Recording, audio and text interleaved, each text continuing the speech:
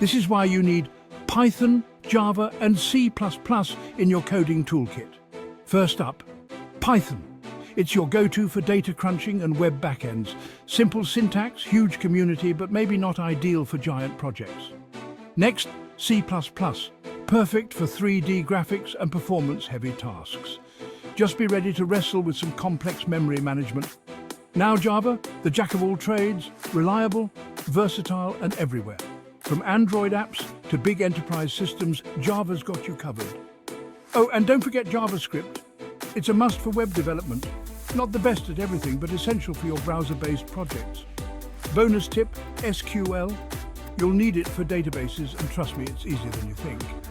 Curious about something new? Try Rust. It's a safer alternative to C++, though it might not always be practical. Remember, it's not just about the languages. Focus on problem-solving skills and choosing the right tool for the job. Happy coding!